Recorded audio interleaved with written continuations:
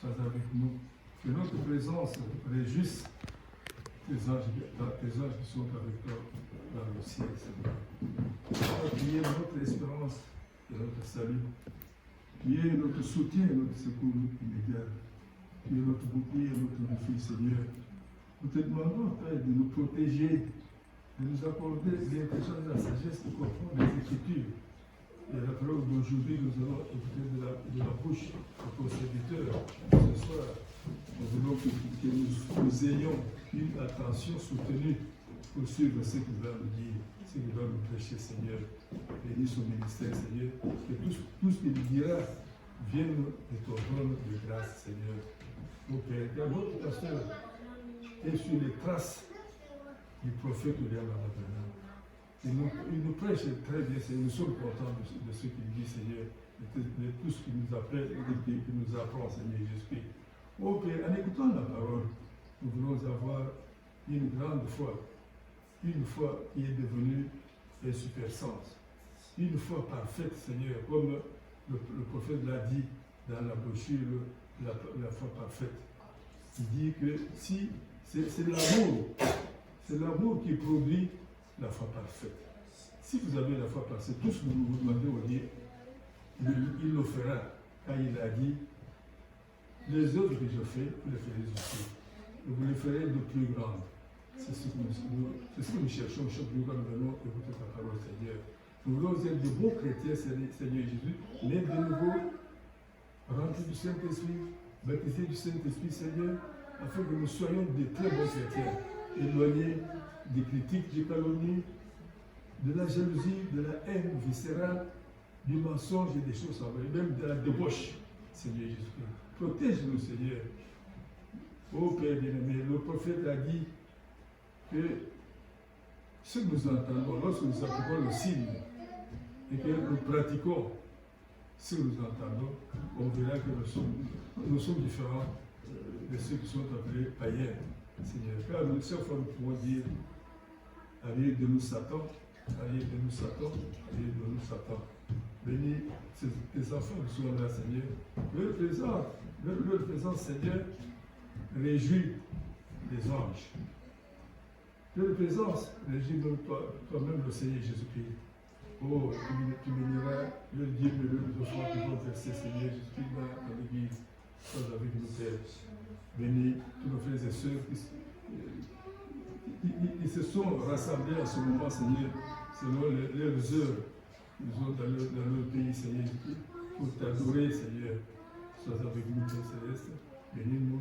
Sois au milieu de nous. Sois avec nous du début à la fin de ce culte. Quand nous allons entendre la prédication à notre sortie de cette église, chacun de nous dira que le passé, quand il parlait, il n'a pas parlé de moi. Père Céleste, comme les deux disciples d'Emmaüs, Seigneur. À toi soit la vie, la gloire, la puissance. Nous t'avons demandé tout ceci dans le précieux nom du Seigneur Jésus-Christ. Amen. Que Dieu vous bénisse. Que nous asseoir. Bonjour tout le monde. Nous commençons maintenant notre culte avec le cantique numéro 15, sans quoi seulement.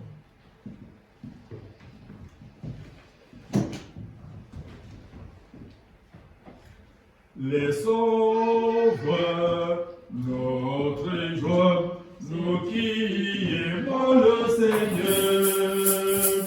Joignons nos chants et nos accords, joignons nos chants et nos accords, et environnons le trône et environnons le trône.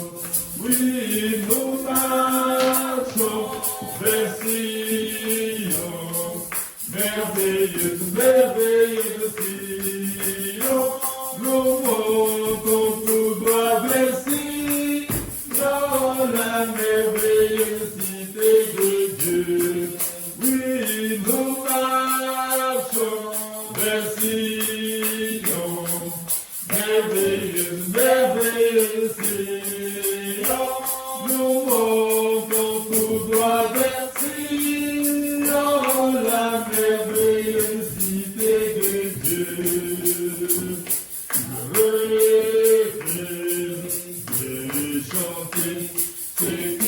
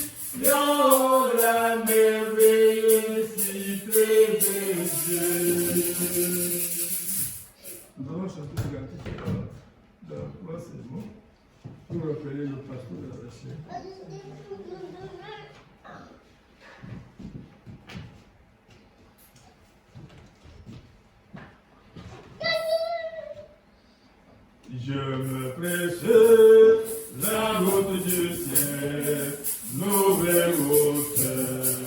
Chaque jour je gagne sur mon chemin, je prie toujours. Place-moi Seigneur au lieu plus haut, lève-moi Seigneur, que je me tienne par la voiture. Le plateau du ciel, la plus haute plaine, jamais trouvée. Place-moi, Seigneur, au lieu plus haut de moi. Lève-moi, Seigneur, que je me tienne par la voiture. Le plateau du ciel, la plus haute plaine, jamais trouvée. Place-moi, Seigneur, au lieu plus haut. Mon cœur ne désire point rester au doux Seigneur. Et veut abattre que cette éternelle, oh, ils abondent. Je prie dans les lieux plus hauts. Lève-moi, Seigneur, que je me tiens par la voiture, le plateau du ciel, la pluie au pleine, jamais trouvé. Place-moi, Seigneur, au lieu plus haut, lève-moi, Seigneur, que je me tiens par la voiture, le plateau du ciel, la pluie au pleine, jamais trouvé. Place-moi, Seigneur, au lieu plus haut. Je vais atteindre le sommet et voir gloire et force avant de voir le ciel. Je prie, Seigneur, aide-moi au lieu plus haut. Laisse-moi, Seigneur Jésus, que je me tienne par la voiture, le plateau du ciel, la pluie au pleine, jamais trouvé. Place-moi, Seigneur, au lieu plus haut. Lève-moi, Seigneur Jésus, que je me tienne par la voiture, le plateau du ciel, la pluie au pleine, jamais trouvé. Place-moi, Seigneur, au lieu plus haut. Amen.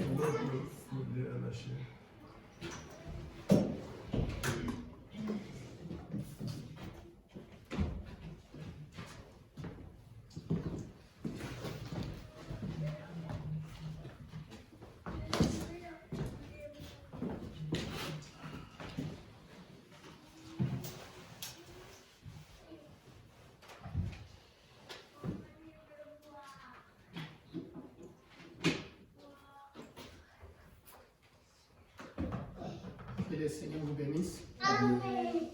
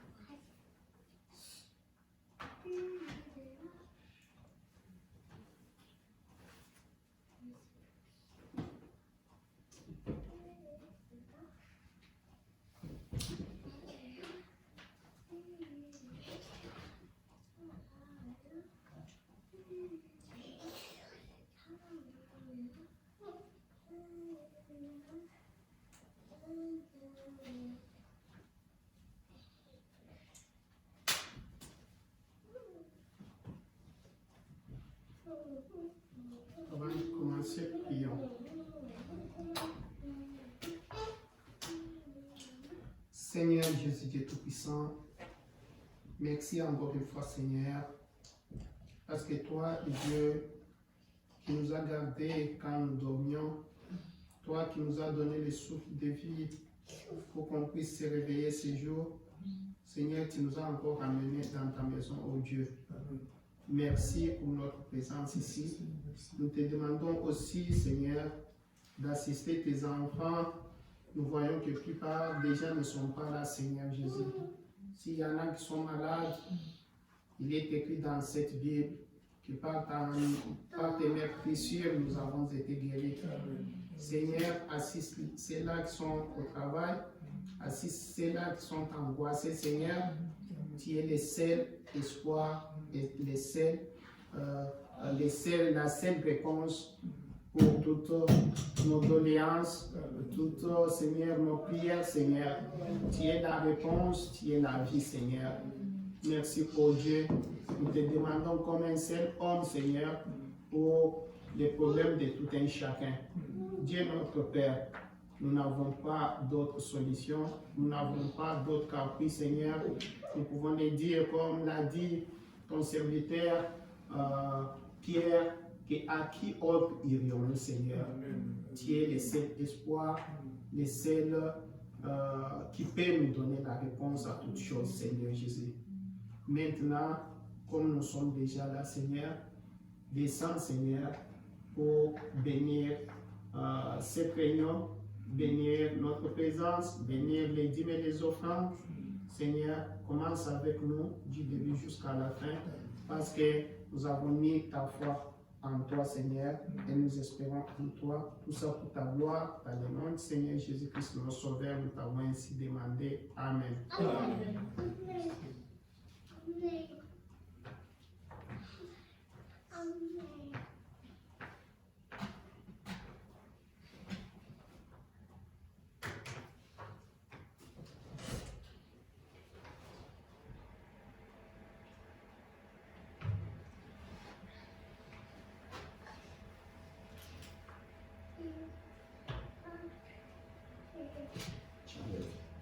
Parce que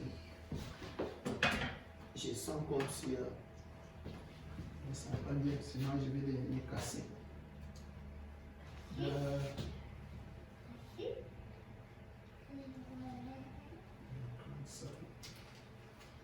Nous allons prendre quelques écritures juste pour lire un peu. Aujourd'hui, je me disais, on va lire un peu. De toute façon, on peut les lire tous ensemble.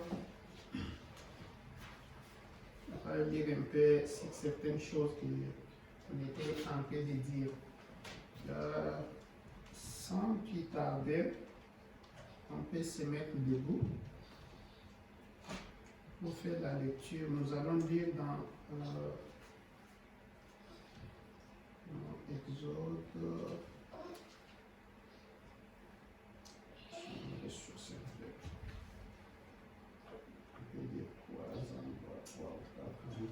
Pour commencer.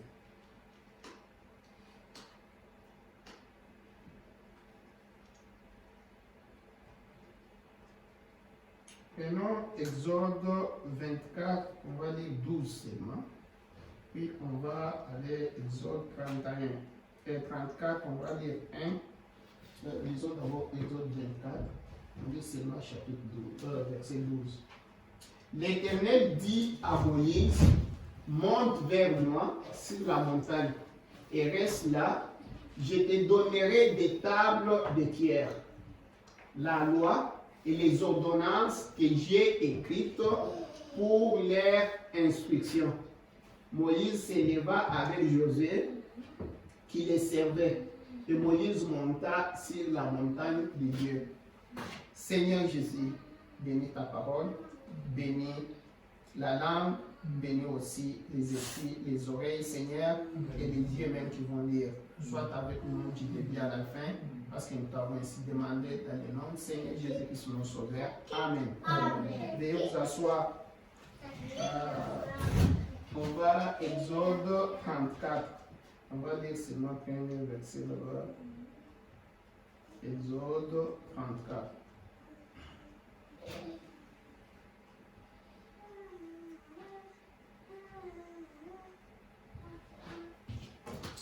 L'Éternel dit à Moïse, taille des tables de pierre comme les premières, et j'y écrirai les paroles qui étaient sur les premières tables que tu as brisées.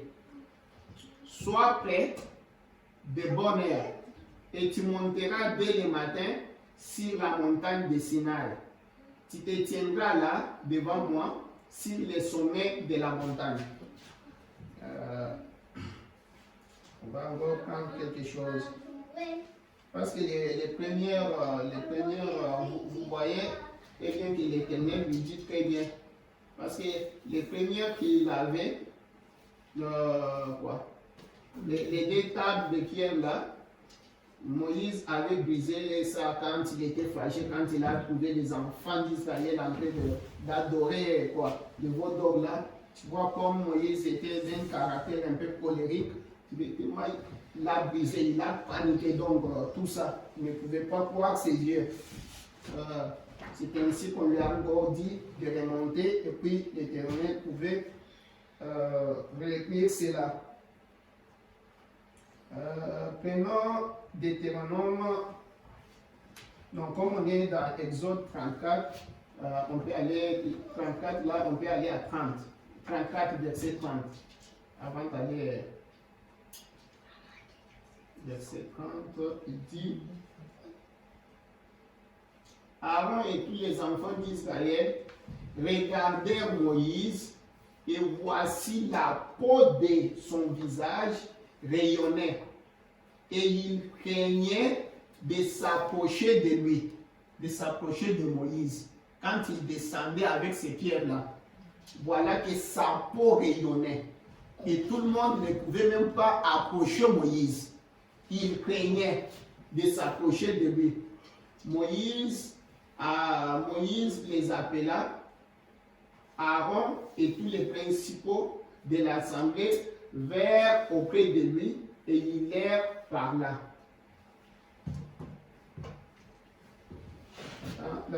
Et puis, maintenant, Deutéronome 10, verset 2. Deutéronome chapitre 10, verset 2. Heureusement qu'on a ça, sinon, feuilleté là, ça allait me prendre.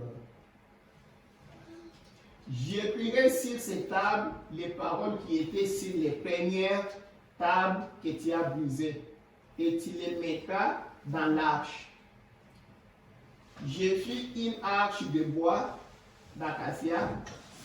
J'ai taillé des tables de pierre comme les premières, et j'ai monté sur la montagne les deux tables dans ma main. C'était juste pour vous rappeler, pour vous montrer ce qui s'était passé. Maintenant, de cela, allons maintenant dans 2 Corinthiens chapitre 3.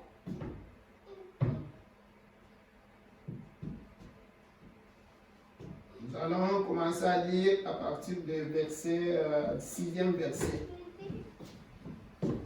C'est ici 2 Corinthiens chapitre 3 verset 6 que le prophète a pris pour prêcher un sermon qu'on va parler ici.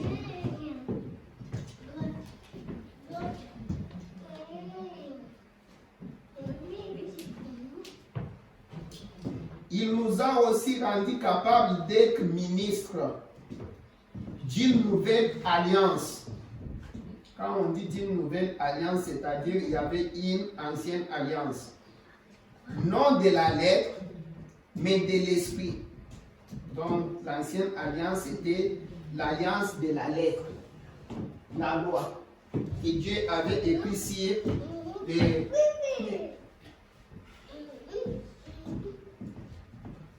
que Dieu avait écrit et avait donné ça à Moïse. Écoute comment Paul dit,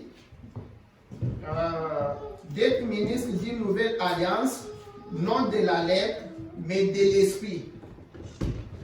La nouvelle alliance est l'alliance de l'esprit, l'alliance du sang. Car la lettre tue, mais c'est l'esprit qui vivifie. Or, si le ministère de la mort, le ministère là de Moïse, qui venait avec la loi qui nous mettait en prison, la loi qui nous condamnait, c'est-à-dire le ministère de la mort. Si le ministère de la... si le ministère... Attends, j'étais... c'est 7 heures. Or, si le ministère de la mort, gravé avec des lettres sur des pierres, a été glorieux. Voilà que le ministère là de Moïse, cette loi qui venait là, était glorieux. Au point que les fils d'Israël ne pouvaient fixer les regards sur le visage de Moïse. Voilà comment ce ministère-là était glorieux.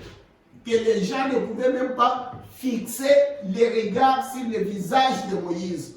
Parce que ça rayonnait. Nous avons dit avec vous comment les enfants d'Israël craignaient de se rapprocher de lui.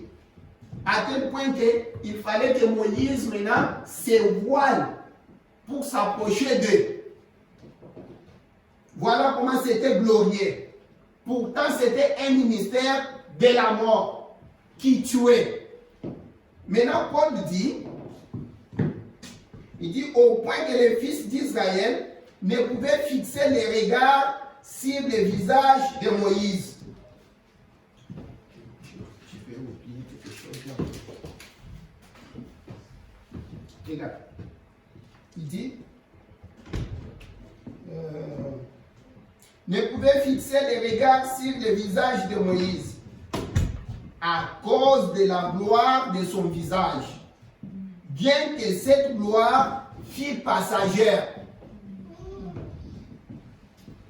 Et la gloire était passagère, c'était le ministère de la mort, mais cet ministère-là, avec une gloire passagère, étant un ministère de la mort qui condamnait la loi, qui condamnait la loi qui est la police, la loi qui mettait en prison, la loi qui était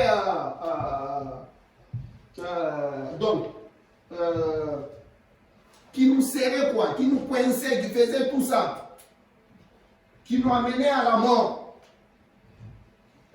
Mais ce ministère-là était glorieux. Et les enfants d'Israël ne pouvaient même pas fixer les regards sur Moïse avec ce ministère-là. Maintenant, Paul dit,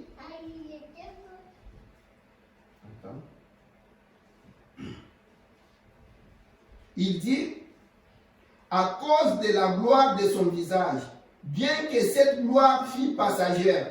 Maintenant, 8, il dit, combien de ministères maintenant de l'esprit ne sera-t-il pas plus glorieux? Les ministères qui donnent maintenant la vie. Si les ministères qui donnaient la mort étaient déjà glorieux et que les enfants d'Israël ne pouvaient même pas fixer les regards sur Moïse avec un ministère passager.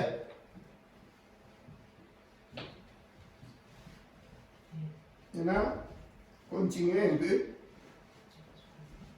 Il dit, si le ministère de la condamnation a été glorieux, c'est que j'étais en train de dire de la loi, le ministère de la condamnation a été glorieux, le ministère de la justice est de beaucoup supérieur en gloire. Et sous ces rapports, ce qui a été glorieux ne l'a point été à cause de cette gloire qui lui est supérieure. En fait, si ce qui était passager a été glorieux, ce qui est permanent est plus glorieux. Ayant donc cette espérance, nous disons d'une grande liberté. Et nous ne faisons pas comme Moïse. Écoute maintenant, voilà ce que je vous disais 13. Et nous ne faisons pas comme Moïse qui mettait un voile sur son visage. Parce que comme il rayonnait, comme le ministère qu'il avait été glorieux, et que les enfants d'Israël avaient peur de fixer les regards sur son visage, maintenant il fallait qu'il se voile pour les permettre de se rapprocher. Maintenant, écoute. Il dit, maintenant nous ne faisons pas comme Moïse, qui mettait un voile sur son visage, pour que les fils d'Israël ne fixassent pas les regards sur la fin de ceux qui étaient passagers. Mais ils sont devenus durs d'entendement, car jusqu'à ce jour, les mêmes voiles demeurent quand ils font la lecture de l'Ancien Testament. Ils font d'abord se couvrir pour aller lire l'Ancien Testament. Et ils ne s'élèvent pas parce que c'est en Christ qu'ils disparaissent. Jusqu'à ce jour, quand on lit Moïse, un voile est jeté sur leur cœur. Mais lorsque les cœurs se convertissent au Seigneur, le voile est ôté. Amen. Or, le Seigneur, c'est l'Esprit. Amen. Et là où est l'Esprit du Seigneur, là est la liberté. Amen. Nous tous, qui les visages découverts, contemplons comme dans un miroir la gloire du Seigneur, nous sommes transformés à la même image de gloire en gloire, comme par le Seigneur l'Esprit. C'est cette écriture-là que le prophète a utilisée pour prêcher le Dieu puissant dévoilé devant nous. Il a prêché beaucoup là-dessus. Mais ce qu'on voulait un peu voir, c'est de voir d'abord comment, et dans cette prédication, le prophète est en train de nous dire beaucoup des choses qui sont un peu profondes. Des choses profondes, quoi. Le prophète nous montre dans cela, il nous dit que regarde d'abord comment Moïse, quand il est allé en Égypte pour sortir des enfants d'Israël, et en disant tout ça, on a vu que quand Moïse venait maintenant avec des ardoises, venait avec cette parole de Dieu. Qu'est-ce que la parole de Dieu? C'est Dieu lui-même. Comme il venait avec Dieu lui-même, cette parole-là était d'abord à Moïse, avant d'arriver chez les gens, c'est-à-dire que c'est Dieu lui-même était à Moïse. Moïse était les voiles qui voilaient Dieu. Était les voiles qui voilaient maintenant cette parole. Parce que la parole, le prophète dit, la parole vient d'abord au prophète. La parole ne vient seulement au prophète. Mais là, quand la parole est dans les prophètes, voilà que les prophètes et la parole, c'est comme une même chose. Quand les prophètes venaient là, c'était quoi? C'était Dieu qui se rapprochait des gens. Tu vois? Parce que la parole était dans les prophètes. Pourquoi j'ai lu ça? Parce que j'aimerais que nous puissions voir les choses. Nous puissions comprendre les choses, comment ça fonctionne. Nous puissions voir comment les prophètes voient ces choses-là. En ce moment-là, Moïse était Dieu pour les enfants d'Israël. Tu vois? Moïse, c'était Dieu voilé dans un corps humain. Tu vois? Quand Moïse venait avec la parole de Dieu. Tu vois? Maintenant, c'est là où je voulais, peut-être on va plus en parler les dimanches. Et je reste seulement un peu sur les points officiels. C'est là où je voulais qu'on puisse un peu lire pour faire un peu la différence. Pour montrer comment, en ce moment-là, quand Moïse venait, le prophète dit, Moïse était le voile qui voilait Dieu. Tu vois, quand les gens passaient, tout le monde, les incroyants pouvaient passer. Vous pouvez voir, ils regardent, ah, c'est juste un simple Moïse là qui passe. Mais pour les enfants d'Israël, ils savaient que Dieu vient. Quand Moïse venait là, ils voyaient que Dieu était là. Tu vois, ils avaient même peur de se rapprocher. C'est pourquoi le prophète est en train de nous montrer une chose. Il nous montre que, regarde, Dieu a toujours, dans la plupart des temps, a toujours été voilé derrière une peau.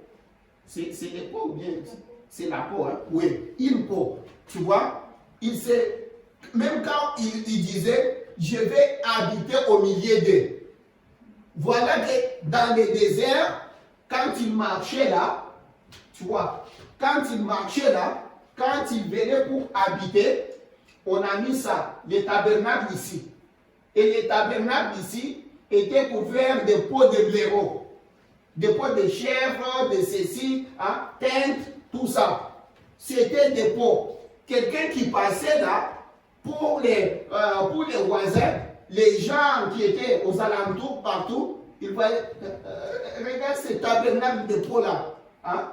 Pourtant, le prophète est en train de dire que Dieu utilisait les peaux de chèvre, les peaux de ceci, cela, mais à l'intérieur, là, c'est Dieu qui venait sur le propitiatoire.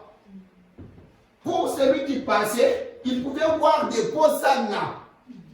Mais pour les enfants d'Israël, ils regardaient derrière ces peaux-là, hein, il y avait Dieu.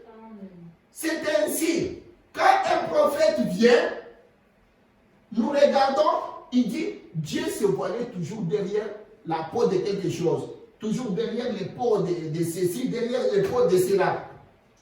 Dans le désert, c'était derrière les peaux de blaireau, là, tout ça. Tu vois? Mais à un certain moment,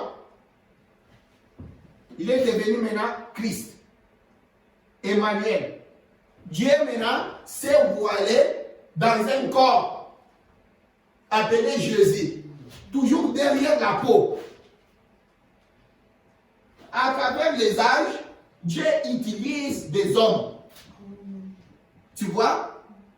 Maintenant, en ce moment-là, si vous vous souvenez bien, je vais vous montrer un endroit où, quand le prophète vient comme ça, il vient, il pouvait dire à sa femme, il dit, tu vois, quand je viens derrière cette chair ici, je suis un ange de Dieu pour toi. Là, ce n'était pas son mari. C'est pourquoi je disais l'autre fois à l'administrateur, je parlais au conducteur des champs, quand tu viens, tu arrives ici, là, tu es déjà un ange pour nous. Tu as un message. Dieu t'utilise. Tu vois? C'est comme ça que ces choses-là. Tu peux voir ma soeur, mon frère. Que tu sois une sœur, que tu sois un frère, ça n'a pas de différence. Tu vois? Tu vois l'enfant malade là-bas, tu te sens poussé d'aller prier. En ce moment-là, ce n'est pas toi qui fais le travail. C'est Dieu qui entre. Ne te regarde pas toi. Mets ta foi sur Dieu. C'est Dieu. Le prophète nous a dit, l'imposition des mains, hein, c'est un acte d'obéissance. Nous n'avons rien que nous faisons là-bas. Nous obéissons à cette parole qu'il avait dit. Allez imposer les mains sur les malades et les malades seront guéris. L'imposition des mains, c'est juste l'acte d'obéissance. C'est Dieu qui fait son travail. Pourquoi je prends ça? Je laisse ces côtés-là. Je voulais qu'on dise un peu quelque chose qu'on était en train de parler ces jours-là. Parce que j'aurai le temps. On va profiter pour lire cela. Juste lire. Moi-même, je n'en ai pas ici. Tantine, mets-nous d'abord Marc 11, je pense 23. Et je laisse ça, on va entrer un peu en profondeur peut-être le dimanche 23.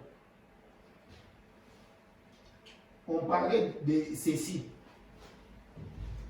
Quand Jésus est parti pour trouver, il a vu les figuiers, il a essayé de prendre des figues, il n'y avait rien. Et puis, quand il a maudit l'arbre, quand ils sont repassés par là, l'arbre était tout ça a séché. Maintenant, tu commences peut-être par 20, on va voir. Maintenant, comme il revenait, il passait par là. Les matins, en passant, les disciples virent les figuiers séchés jusqu'aux racines. Mais les bouillants Pierre là, comme il a toujours été, Pierre se rappela de ce qui s'était passé.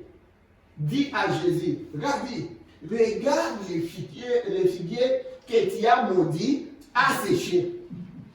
Jésus prit la parole et leur dit, ayez foi en Dieu. Pourtant, quand il passait là, peut-être Jésus n'était même pas là. Il a déjà prononcé la parole parce que Jésus croit dans ce qu'il était. Quand il dit quelque chose, il ne réfléchit même pas. Pour lui, c'était un acte, comme ma femme a toujours dit, ça c'est déjà placé. J'aime souvent ces termes-là comme il dit, c'est déjà placé là. Donc on dit, c'est déjà passé. Tu n'as même pas pensé à cela. Quand je reviens, il dit, ça c'est déjà passé. Donc, oublie. Maintenant, il dit, Jésus dit, ayez foi en Dieu. Je vous l'ai dit, en vérité, si quelqu'un dit à cette montagne, ôte-toi de là et jette-toi dans la mer, et s'il ne doute point en son cœur, mais croit que ce qu'il a dit arrive, il le verra s'accomplir.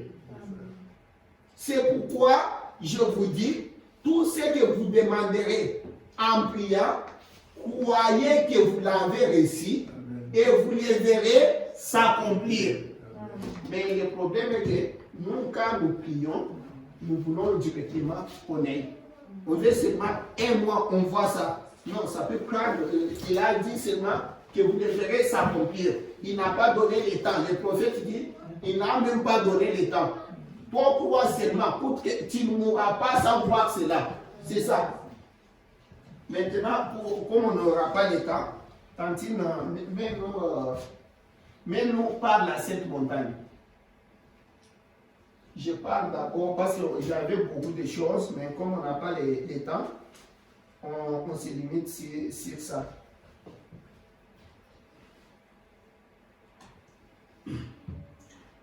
Nous sommes par la Sainte Montagne, là où je vous disais le dimanche, mais je voulais que, comme aujourd'hui là, on peut avoir juste le temps de le lire pour que vous puissiez comprendre seulement les prophètes. Comment les choses se sont passées, comme je vous disais là-bas. Je vous ai montré. Maintenant, nous sommes par la Sainte Montagne. C'est prêché le 23 novembre 59. Je tourne un peu comme ça parce que quand je lis, même sur YouTube, ça ne sort pas très bien que je suis seulement. C'est pourquoi il faut que je lise ici. Mais mon ordi ici, ça dérange. Écoute, le prophète dit, quand je lisais cela, Marc 16, 23, l'endroit tout ça, si vous dites à cette montagne, écoute comment le prophète, ce qui lui est arrivé, comme je vous disais. Quand je lisais cela, il y a quelque temps, cela me faisait un peu l'effet d'une douche froide. Comment Jésus pouvait dire ça? C'est le prophète. Il dit, d'une douche froide. Pourquoi? Parce que j'ai toujours enseigné.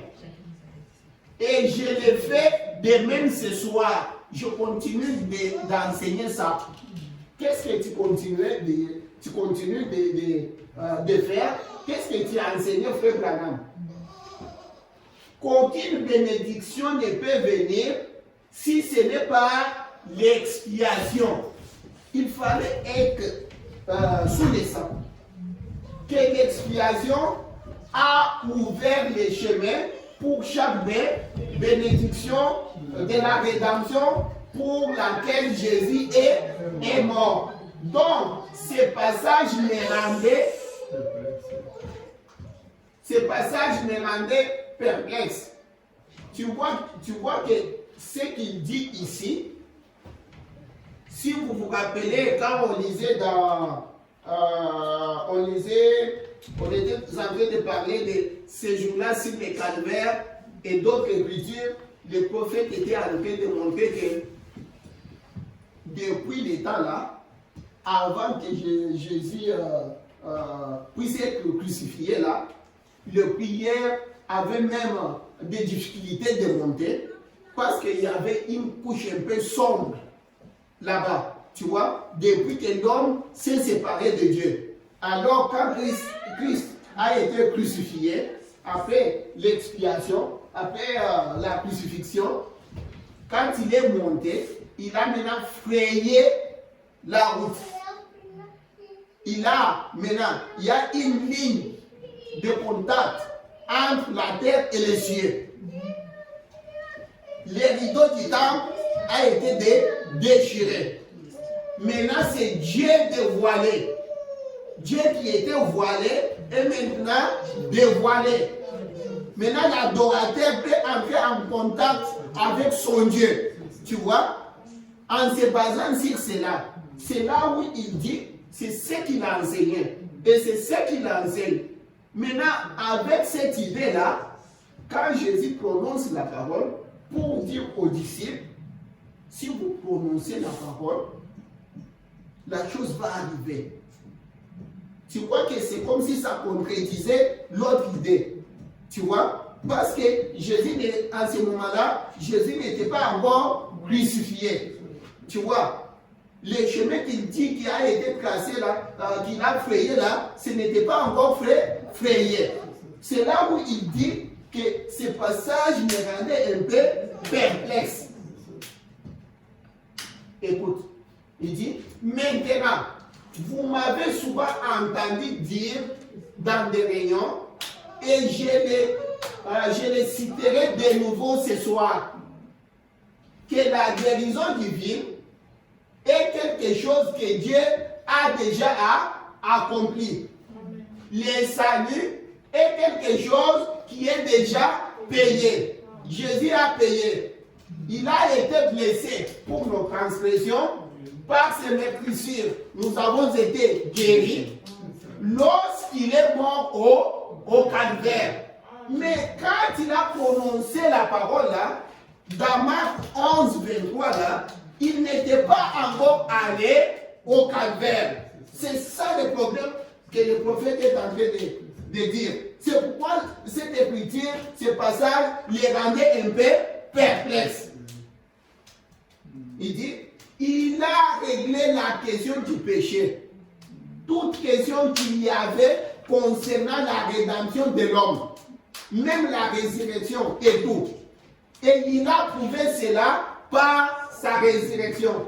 Maintenant donc, si quelqu'un dit, j'ai été sauvé hier, j'ai été sauvé il y a 10 ans.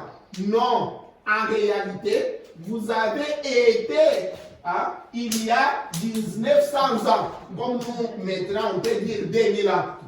2000 ans, oui. Vous l'avez seulement accepté hier. Tu vois, hier soir, où il y a 10 ans, voyez-vous, c'est déjà payé. Ce que vous acceptez, c'est quelque chose qu'il a déjà accompli pour vous. C'est votre foi en Dieu qui apporte la bénédiction de la parole que vous revendiquez. Je crois que c'est l'évangile le plus raisonnable et le plus sain qui puisse être prêché. Parce que c'est ce que Jésus a fait pour nous. Ce que nous ne pouvions pas faire, Christ l'a fait pour nous. Et notre foi en son œuvre accomplie, nous apporte la bénédiction, quoi que nous demandions. Et c'est ce que j'ai dit dans la ligne ici. Quand le Saint-Esprit commence à agir pour opérer le discernement. Et c'est là pour faire descendre la présence de Dieu parmi les gens. Tout comme chanter un cantique, ça fait descendre la présence de Dieu. Crier, un message donné en d'autres langues, ou quelque chose comme cela. Cela fait descendre l'Esprit de Dieu au milieu des gens. Pas seulement au milieu, pas seulement dans Branham. Au milieu des gens. Là où se trouvent 2 ou 3 rassemblés à mon nom, comme nous sommes là, il est ici. Amen. Vous avez si souvent entendu votre pasteur prêcher sur la parole, jusqu'à ce que l'Esprit descende parmi les gens, et que ceux-ci crient vraiment. Ils ne pouvaient pas se tenir tranquille plus longtemps, parce que l'Esprit de Dieu, l'homme ne vivra pas du pain seulement, mais de toute parole qui sort de la bouche de Dieu. Maintenant, on passe quand même, on a déjà l'idée. Je vais aller prendre,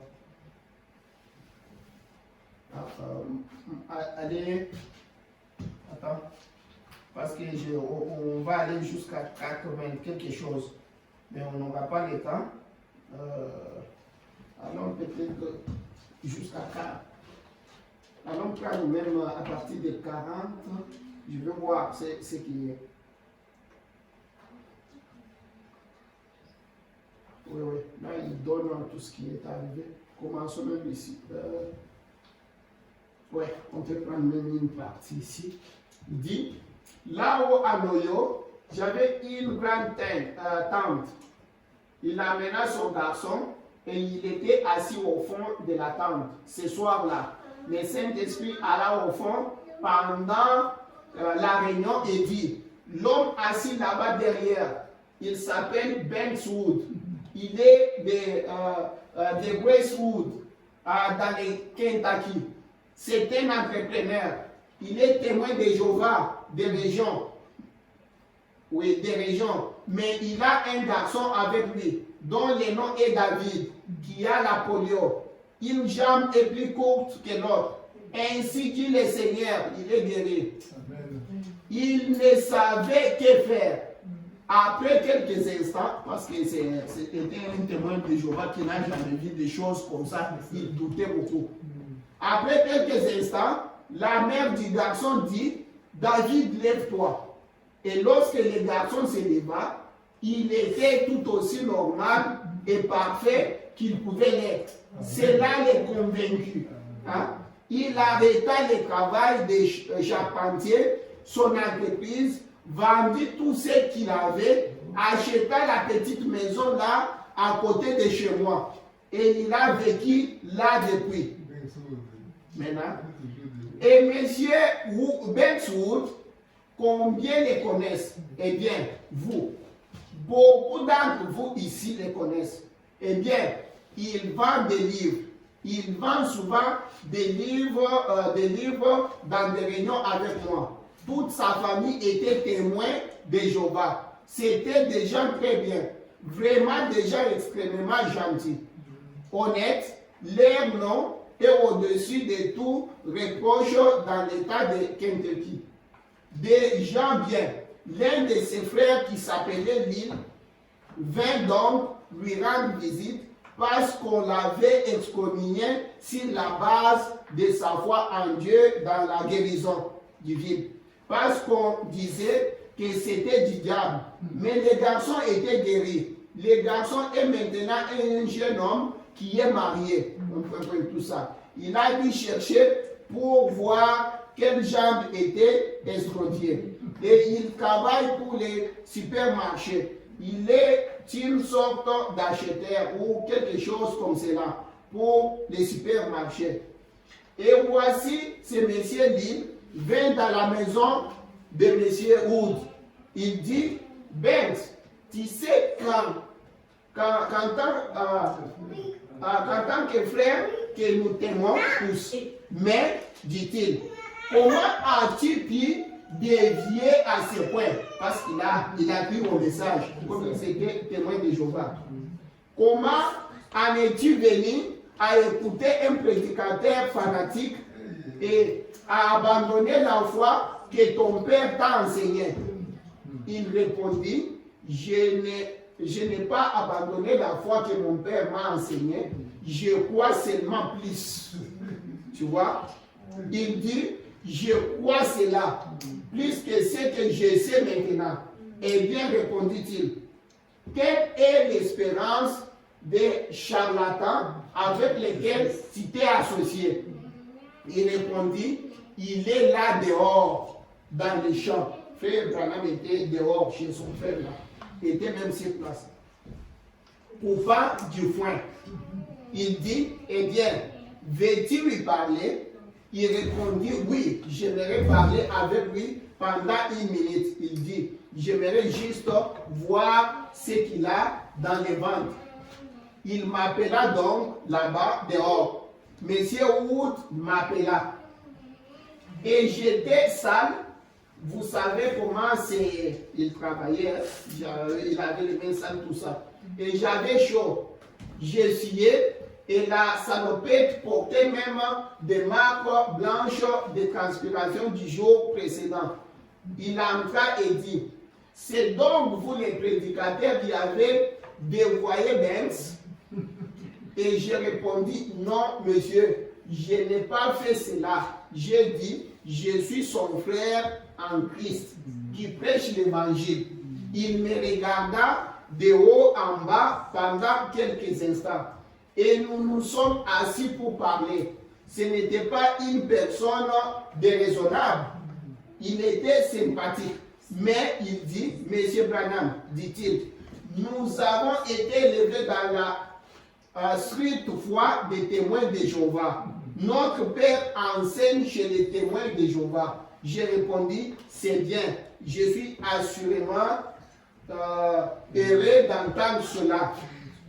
Et vous avez un beau nom.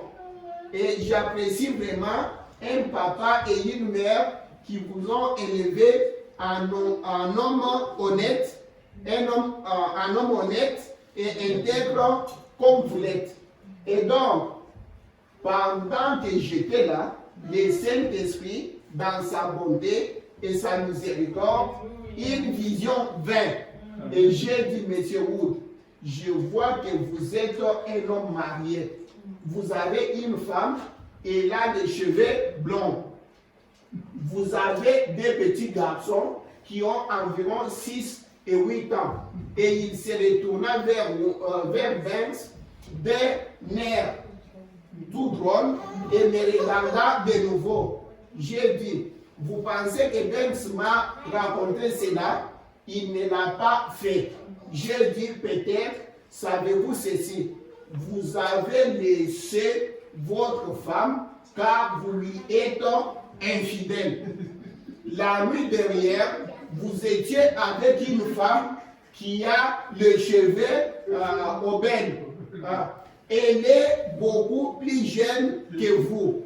Vous étiez dans un endroit où elle et vous étiez ensemble dans une chambre. Et voilà un homme qui frappe à la porte. Vous vous êtes sauvé par la fenêtre. Et c'est une bonne chose que vous n'avez pas été vers la porte. Sinon, vous aurez eu une balle dans la tête. Parce qu'il avait un pistolet dans la main. Et il tomba sur le plancher. Il savait que Banks ne m'avait pas raconté cela. Il dit, Monsieur Branham, je vais en savoir plus à ce sujet. Là même, dans la pièce, le Seigneur Jésus les sauva. Amen. Tu vois? C'est juste... Oui. Attends, on lit un peu. Je voulais vous dire, c'est très long, mais juste que vous puissiez avoir un peu certaines choses. Et donc, Ben c'était parti quand ma femme et moi venions d'arriver à la maison. Et une voiture était arrêtée dans la rue. Et un homme d'un certain âge se tenait dans la cour. Et nous lui avons donc parlé. Et il dit, je suis monsieur Wood. Et j'ai dit, oui monsieur. J'ai dit, je m'appelle Branham. J'ai dit, je suis content de vous rencontrer. Il dit, eh bien, je suis content de vous rencontrer, monsieur Branham. Dit-il, savez-vous où est Benz? J'ai dit, il est probablement parti à l'épicerie. C'est à cette heure que nous y allons d'habitude. Lui et sa femme sont partis. Ne voulez-vous pas entrer? Et alors il dit non, je ferai mieux de rester ici dehors. J'ai dit, eh bien, entrez, buvez un verre d'eau et rafraîchissez-vous. Ben entrera dans quelques minutes. Et il entre quelques instants après et il dit, je désire aller pêcher. Je pense que je peux m'arrêter ici.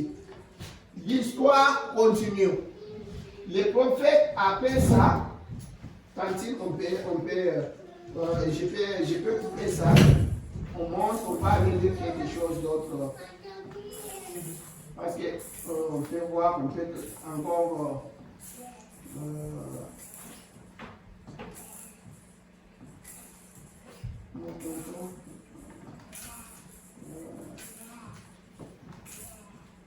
Non, on n'aura même pas de temps de lire ça. Maintenant, tu vois tout ça, le prophète nous montre comment l'esprit travaillait. Tout ça, les choses qui sont arrivées. Parce qu'après ça, quand il raconte de ça, il va parler de qui? De Hattie White. Comment il était chez Hattie White et comment Hattie White, ce qui est arrivé, Hattie White lui demandait qu'est-ce que il fait Branham, qu'est-ce que je peux demander tout ça. Tu vois, comme Hattie White était pauvre, comme je vous disais, et sa famille, tout ça. Vous allez voir tout ça, c'est pour montrer comment l'esprit travaillait. Maintenant, Tantine, il y a l'endroit qui est important, là où je suis en train de partir. Commence peut-être par 84. Oui, on peut commencer même à 83, oui, même 83 là-bas. Eh bien, je serai assis là un moment. Je pensais, il n'y a qu'une chose à faire. Si jamais je suis appelé à prêcher sur ce sujet, voici comment je m'y prendrai. Je dirai, Jésus a dit cela aux disciples et leur, souvenez-vous, nous entrons à notre écriture là. Marc 11, hein? Oui, tout ça, il vous montrait comment l'esprit a travaillé. Maintenant, on revient ici. Maintenant, il dit, si je suis appelé à prêcher sur ce sujet, voilà comment je m'y prendrai. Je dirai, Jésus a dit cela aux disciples et leur a donné cette autorité. C'était à peu près 1 an et 6 mois avant l'expiation, avant que l'expiation soit accomplie. Donc, si cela n'était pas pendant l'expiation, c'était de l'autre côté de l'expiation. Tu vois, l'expiation n'avait pas encore lié. Tu vois? Donc, si jamais quelqu'un me posait la question, cette question-là, je leur dirais simplement que c'était de l'autre côté de l'expiation. C'est tout ce que je sais. Maintenant, continuons. Car Jésus était encore vivant. L'expiation n'était pas encore accomplie. Et il n'était pas encore blessé pour nos transgressions. Et nous n'étions pas encore été guéri par ce même principe. Donc, il est à simplement donner ce pouvoir de l'autre côté de l'expiation. C'est alors que tout à coup, maintenant, écoute, lui était en train de penser, mais comment je vais dire aux gens? Parce que moi, je prêche que toute bénédiction que nous avons, hein, c'est la crucifixion, c'est les calvaires. Tout ça, nous héritons de tout ça, après tout. Mais comment? Alors, si quelqu'un me posait la question, comment j'allais, me disait, est-ce que quand Jésus a dit, a prononcé cela, c'est avant l'expiation ou bien c'est après? Je dirais très bien que c'est de l'autre côté. Hein? C'est avant l'expiation. Maintenant, comme il était en train de penser sur l'écriture, comme nous avons des questions que les gens nous ont toujours posées, tu dois aller dans le message, prendre la Bible, regarder, voir, prendre tout l'ensemble du message pour voir qu'est-ce que Dieu dit exactement. Il était aussi en train, vous voyez les prophètes, en train d'imaginer tout ça. Comment je vais répondre tout ça? Il dit, c'est alors que tout à coup, quelque chose me parla et dit, maintenant écoute, qu'en est-il des prophètes? Si tu dis ça, qu'en est-il des prophètes de Moïse, hein, d'Élie, de tout ça? Comment c'est arrivé? Pourtant, c'est avant l'expiation. Vous allez comprendre là où Dieu l'amène. Il dit ce que tu dis, c'est bien. Mais qu'en est-il de tout ça? Qu'en est-il des prophètes? Eh bien, j'ai commencé à voir alors. Cela a commencé à s'ouvrir pour moi. Tu dis, tu vois? Tu penses que c'est toi qui sais pas, tu penses que c'est quoi qui se passe dans les réunions quand tu te tiens là devant le discernement, la ligne de discernement là. Quand tu te tiens là, penses-tu être celui qui connaît ces gens? Est-ce que c'est toi, Branham? Parce que j'ai dit ça, je suis en train de vous interpeller. Je suis en train, j'essaye tout ça, je vous tiens à quelque chose. Quand les gens, les prophètes disent, le surnaturel a toujours excité les gens. Quand les gens voient Dieu travailler, au travers du voile, au travers de son prophète, Dieu pour travailler, il a besoin d'un homme. Dieu c'est la parole. Quand Dieu vient, quand Moïse venait avec cette parole-là, en ce temps-là, il était ce Dieu qui venait vers les gens. Quand Branham faisait dans la ligne de discernement là, pendant qu'il travaillait, pendant qu'il était devant là, c'est Dieu qui était là, qui nous parlait. Tu vois? Mais Branham nous dit, après ça, l'homme restait l'homme, Moïse restait Moïse, hein? Parce que les gens voient cela, wow, ceci, cela. Ils prennent maintenant William Branham, ils mettent, là nous devons adorer William Branham, c'est Dieu. Non. C'est Dieu qui était là. L'homme voilait Dieu. Parce que Dieu ne peut pas venir comme ça, il est esprit. Tu vois? Il faut qu'il trouve un homme, l'outil pour travailler au travers d'eux. Maintenant, écoute. Dieu lui-même, c'est Branham qui dit, tu penses que c'est toi qui fais tout ça? Prononce la parole, la chose arrive. Quand tu le fais comme... Mais quand vous voyez, ça commence à arriver parmi nous ici. Là c'est toi qui deviens Dieu. Dieu travaille, il fait ce qu'il veut. Mes frères, qu'on ne vous trompe pas. La parole dit, si vous lisez Ésaïe 42:8, Dieu ne donnera jamais sa gloire à quelqu'un d'autre. Jamais. Même si vous prenez, comme nous entendons, vous prenez maintenant William Branham, les noms nouveaux de Jésus, c'est William Branham, tout ça. Dieu a travaillé par son prophète. C'est un grand prophète. Peu importe ce que Dieu a fait avec Dieu. Le prophète nous a dit, le premier exode est comparable au troisième exode.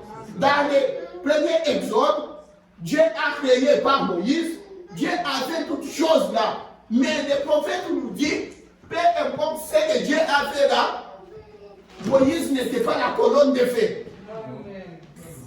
Tu vois, Moïse ne... Écoute, Dieu lui dit, tu penses que c'est toi qui fais ces choses-là? Mais quand Branham parle, celui qui fait ces choses-là, c'est Jésus. Tu vois? C'est Jésus. Mais écoute, il dit,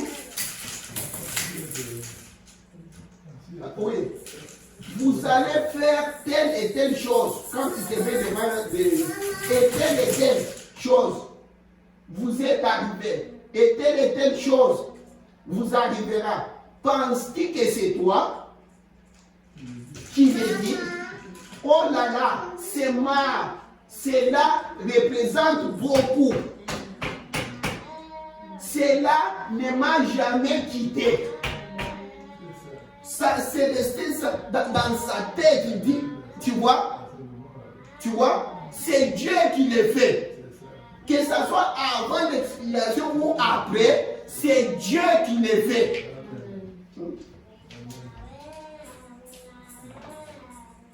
Et j'ai pensé, certainement pas, ce n'est pas moi, Seigneur, c'est toi qui le fais. C'est toi. Eh bien, alors, penses-tu que c'est toi qui parles? Non, Seigneur. Penses-tu que ce sont les prophètes qui parlaient? Non. Ne viens-tu pas justement de prêcher sur ces sujets que les prophètes étaient tellement loin du Saint-Esprit que ce n'était pas eux qui parlaient, c'était le Saint-Esprit en eux qui criait. Quoi que ce soit donc que tu dises, tu y es loin, ce ne sera pas toi qui le dira, ce sera le Saint-Esprit qui le dira. Tu vois? Eh bien, pensez-je, si cela peut, c'est juste. Si c'est la personne, à travers l'expiation, sanctifiée par le sang de Jésus-Christ, peut vivre dans une telle intimité avec Dieu, c'est grave. On n'aura pas le temps. Je voudrais qu'on vienne continuer avec ça, avec tout ça. Mais chers frères et sœurs, les gens voient, vous savez, le prophète a toujours dit, il a toujours dit quelque chose, comment il dit,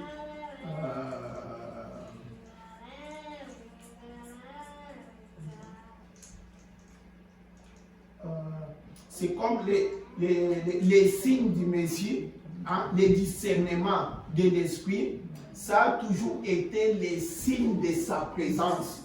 C'est-à-dire que Dieu est là. Tu vois, quand il commence à faire les dissertations, c'est-à-dire que Dieu est arrivé.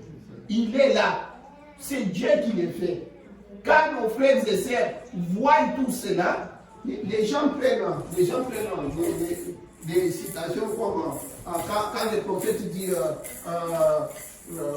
il arrive peut-être, il voit, il dit je te pardonne. C'est Dieu qui parle en ce moment-là. Hein? C'est Dieu qui parle. Maintenant, cela ne fait pas de William Branham Dieu. Non. Hein? Il est l'homme. Hein? Il est Dieu. Nous sommes. Écoute, le prophète nous donne l'exemple. Il dit, vous savez, Jésus était la parole et Jésus n'était pas la parole. Nous sommes la parole et nous ne sommes pas la parole. Mais la parole, fait chair, parole, c'est Jésus. Tu vois? Parce qu'il faut qu'on sache comment ajuster le guide de notre pendule.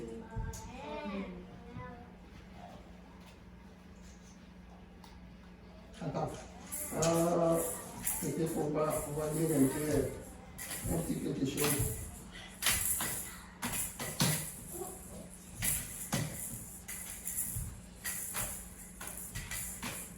Quand tu es dans les étages de l'église là,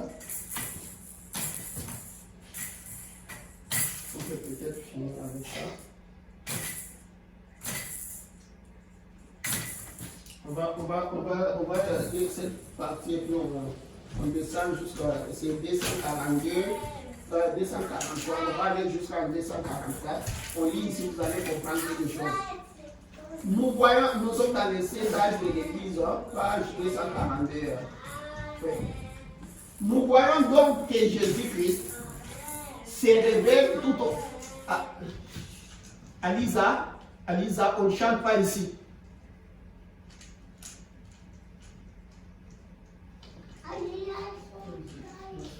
Nous voyons donc que Jésus-Christ se révèle, c'est l'exposé de cet âge de l'église, page 243. Nous allons lire 243 à 244. Nous voyons donc que Jésus-Christ se révèle tout au long des âges par son esprit dans les messagers. Ceux-ci sont comme Moïse, les messagers là, sont comme Moïse, étaient pour les enfants d'Israël. Comme il avait reçu la révélation pour son temps, ceux-ci sont comme Moïse, étaient pour les enfants d'Israël. Comme il avait reçu la révélation pour son temps. De même, chaque messager a reçu la révélation et le ministère pour son propre temps. Ainsi, quand nous voyons que les messagers sont dans sa main, nous voyons le Seigneur s'identifier à ces hommes.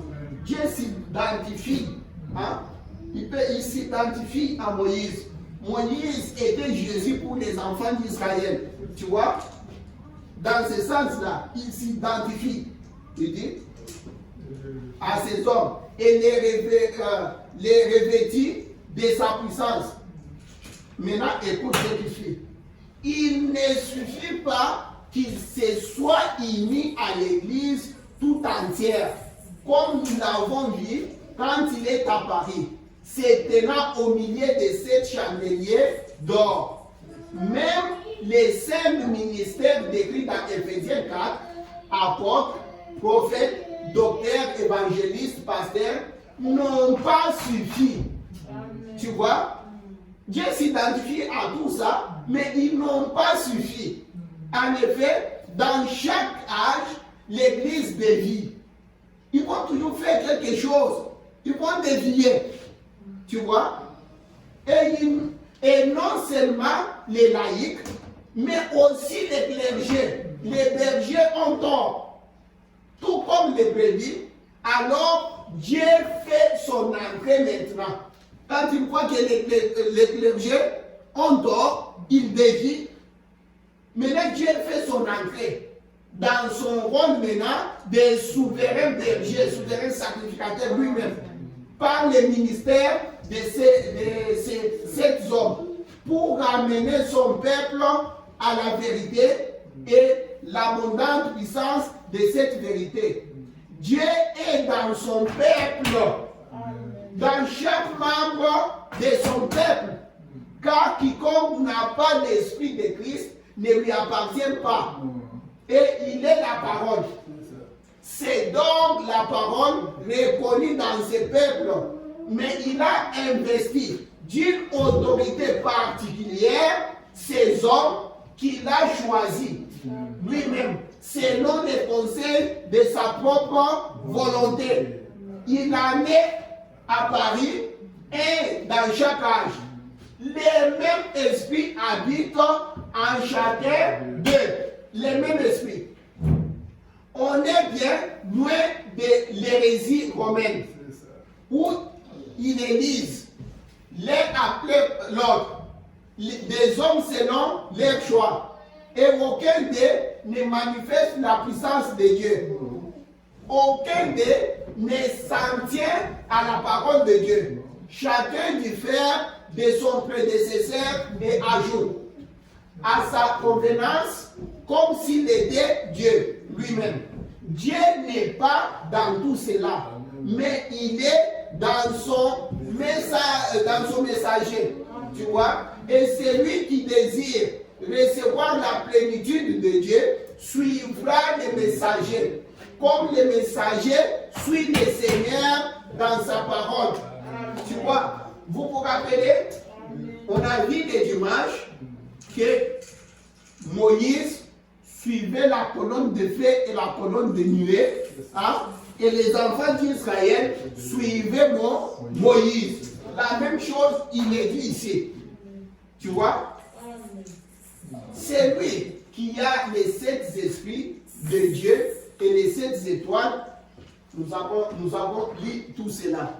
Tu vois? Si on pouvait, mais on n'a pas le temps. Le temps est déjà fini. Attends. Je voulais... Tantine, juste monte juste un petit peu. D'ailleurs, on est là, on est juste là. Tu vas voir qu'il dit, il s'identifie de nouveau à l'homme par l'esprit qui réside dans l'homme. Il m'appartient, dit le Seigneur. Les 7 messagers remplis de l'esprit appartiennent au Seigneur. On peut les rejeter, on peut douter d'eux. En fait, ils peuvent même, à vie humaine, ne pas avoir les compétences requises. Ils n'en sont pas moins les messagers de leur âge. Maintenant, écoute. Dieu a utilisé un Abraham, il a menti. Tu vois l'homme va toujours faillir. Hein? A utilisé un Abraham, il a menti. Il a utilisé un Moïse, il s'est révolté. Vous voyez comment il a cassé quand nous avons lu les pierres. Jonas, il a désobéi. Un Samson, il pécha. Un David, il assassina. De même, il a utilisé un Josué et un Joseph. Tout ça, nous allons voir, mais comme on n'a pas le temps, on se limite là-bas, on va continuer. L'idée est que Dieu utilise ses serviteurs. Quand Dieu les utilise, ce sont des voiles qui voient Dieu, mais il reste des hommes. Amen. Que le Seigneur vous bénisse. Amen.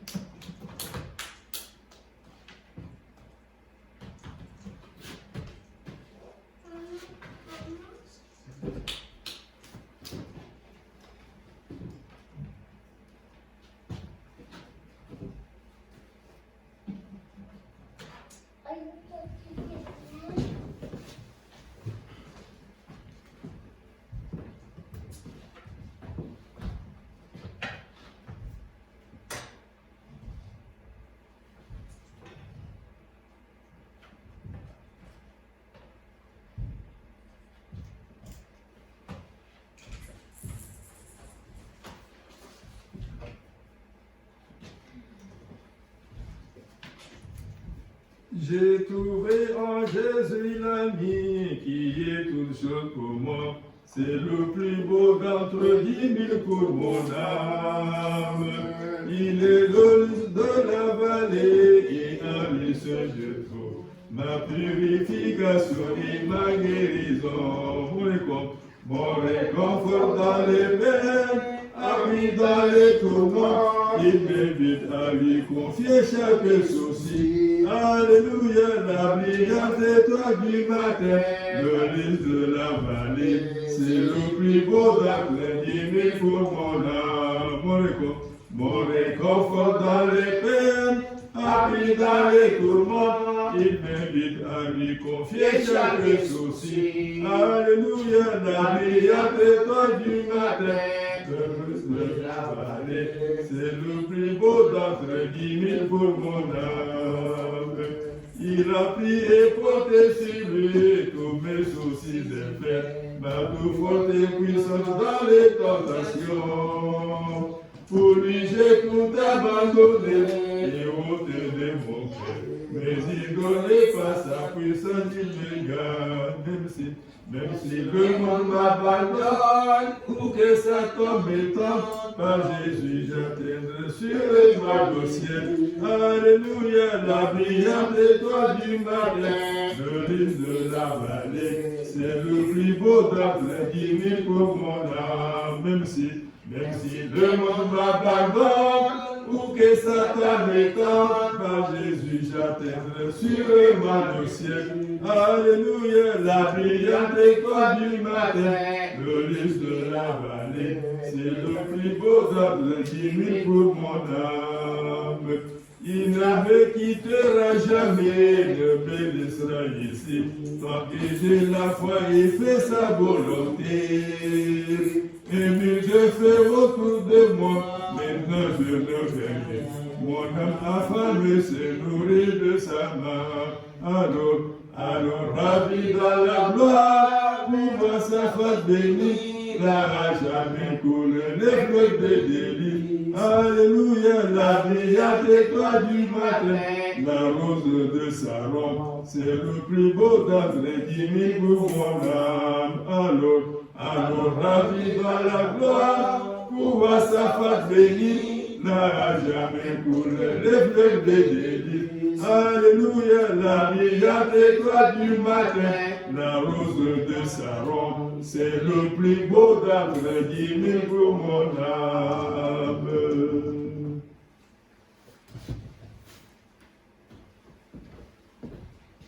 Prions le Seigneur. Seigneur Jésus, nous te louons, nous te bénissons. Merci pour la journée, merci pour le fait que tu étais encore parmi nous ce soir, Seigneur. Maintenant, nous venons nous définir, oh Dieu, nous nous remettons en tes bonnes mains. Nous te prions, Seigneur, de garder tes fils et tes filles en route vers la maison, Seigneur. Quand nous allons nous retrouver encore ici dimanche, nous allons encore te louer, Seigneur. Fortifie tes enfants qui ne sont pas là, Seigneur. Guéris ceux qui sont malades.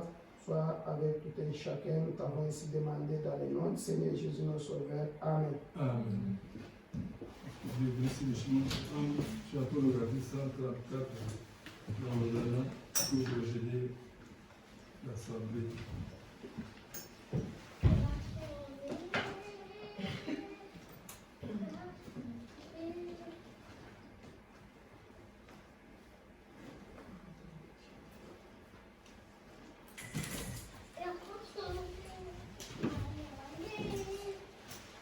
J'ai écouté la voix du berger, venant du désert sombre et triste, appelant les brebis perdues, égarées de la bergerie. Ramène-les, et sauve-les de la vie du péché.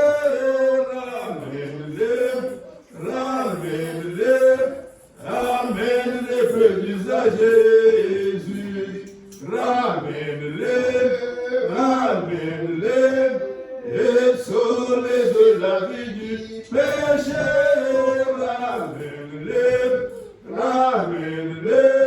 Ramène-les, petits à Jésus, qui aidera ce bon berger à retrouver tous les perdus, qui les ramène